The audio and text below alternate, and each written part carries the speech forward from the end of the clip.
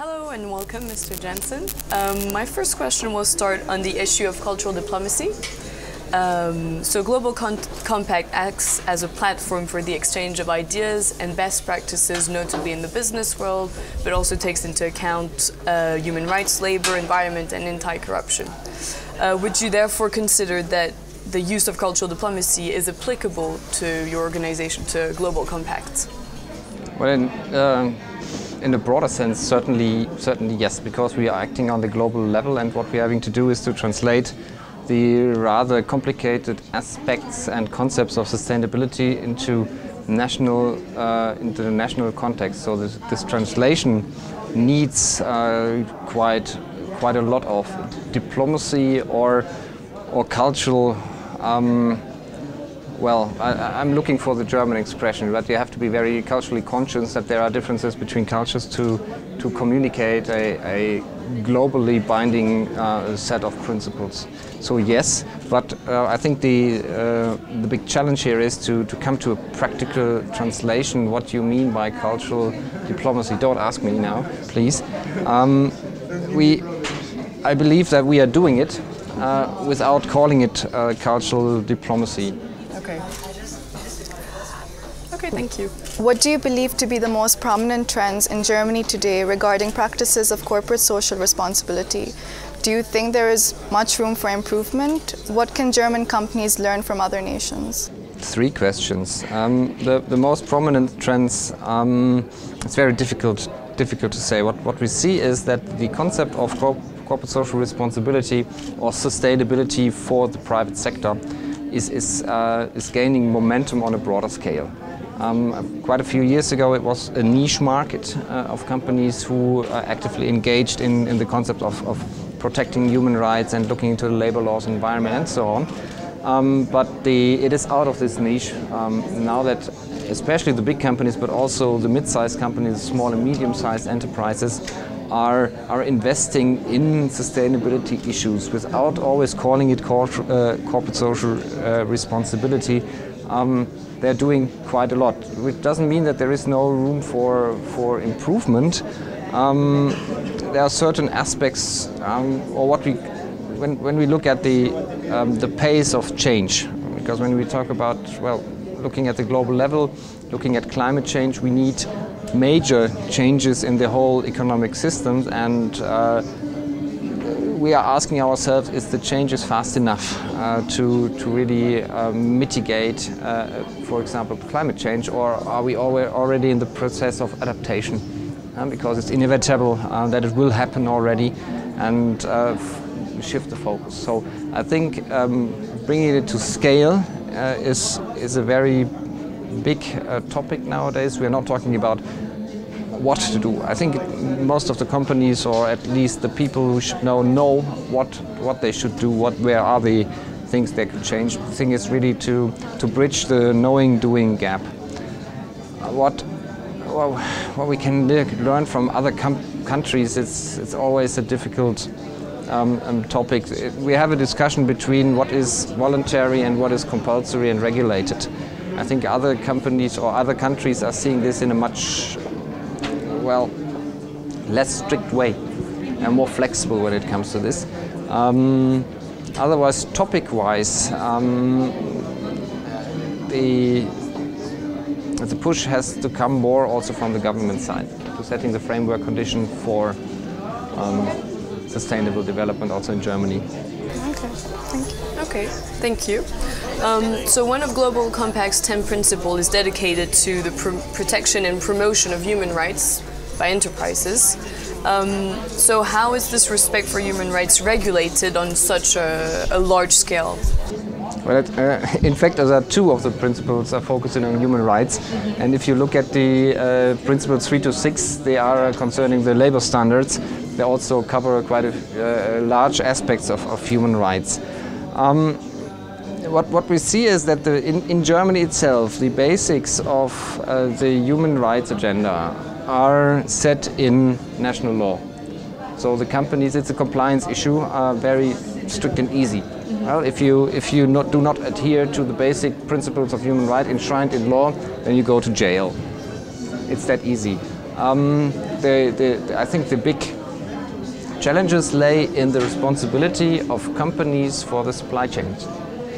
Well, we say, okay, I have a contract with the company, and with this contract, I'm fine, and I'm not responsible for what other companies are doing, with whom we are in a contractual relationship.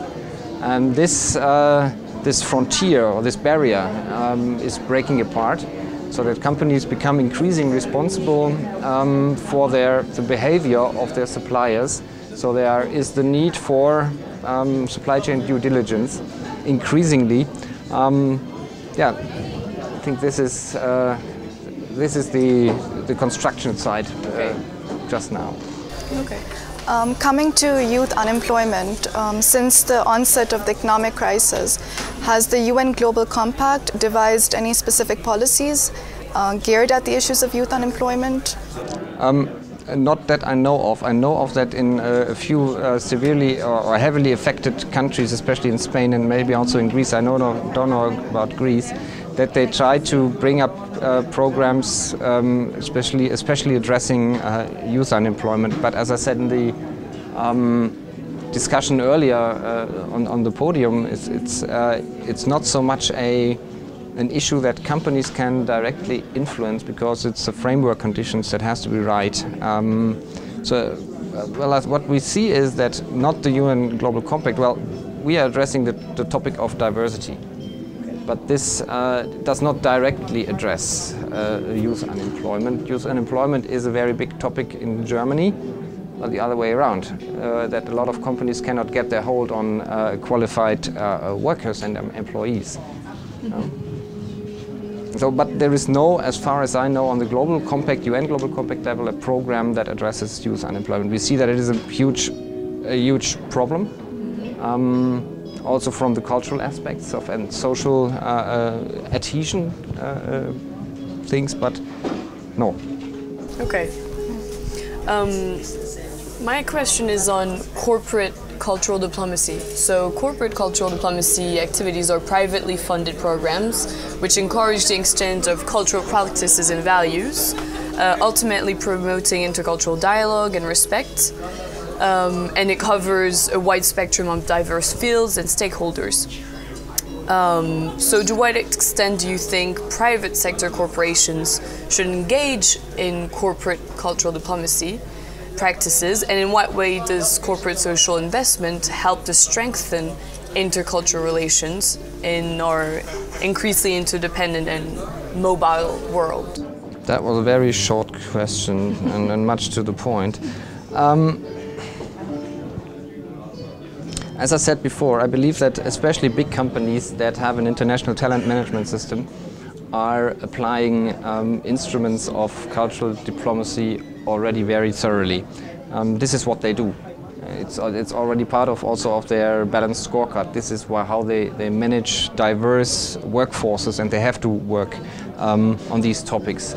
To make the company a global player, you have to include different cultural aspects within your companies. You cannot, as I said before, just export and expect that this business model is sustainable.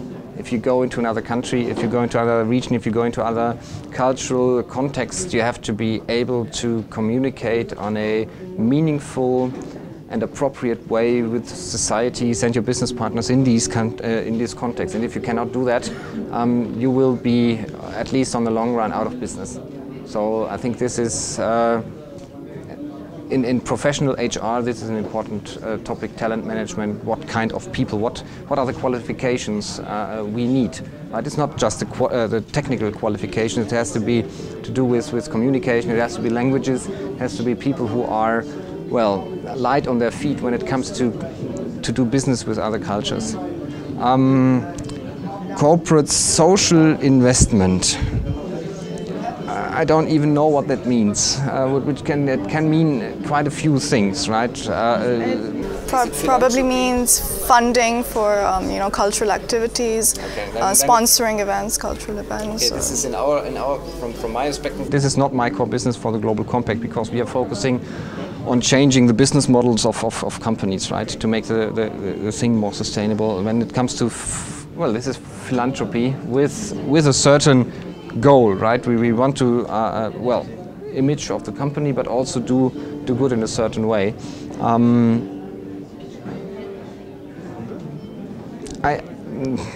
I'm not sure. I think it is important that there is money coming into it, but the business case for funding this out of corporate social investment, philanthropy, will vary from company to company. Will be a management decision, or the owner decides that they want to finance a certain project. I think this is also a marketing opportunity or a marketing challenge for the ICD. To say, okay, where is our value added for companies? So why should I, as a company, give money to the ICD or somebody else? You have to explain that to me. Thank you. Moving on to our last question. Two of the main themes of this conference are nation branding and sustainable development. How much potential does nation branding hold for emerging markets?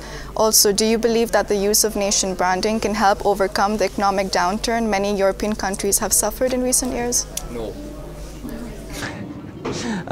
No, as I said before, when it comes to nation branding, it is from my perspective, and I did my PhD on nation branding and product country images, is a mostly marketing related issue, and the problems facing the hardest hit economies in Europe and around the world cannot be solved by marketing measures. It's like trying to make a tourist, well, it's a bit harsh, right? Make a tourist campaign for Egypt just wouldn't work today, because the framework condition for sustainable development are not there. I think, and also nation branding is not a short-term process. When you look at the image of France, it has been built over hundreds of years with all the aspects attached to it, positive and negative. Right? The same is true for Italy or any other country. And then you have to really look at this kind of thing from the marketing perspective. The other perspective you can have is you look at it from the political perspective at nation branding. You can say, okay, as a politician, it is a very rewarding project for me to support nation branding of my nation or of my Bundesland in Germany. But if you put it to the output-input table, what is really coming out of it? The money, the return, the economic return, is very long-term and very difficult to measure. And it is easier to destroy the brand of a nation than to build it, as with all other things also. Yeah. So I think keeping your brand and slowly developing it, not rushing it, is important. And for what it is good. Tourism, certainly, okay. Certain products, okay. But what else? I think it's have to have a business plan behind it. Definitely. Thank you so much, Dr. Janssen. It was an honor and privilege to have you here with us today, and thank you for taking out the time.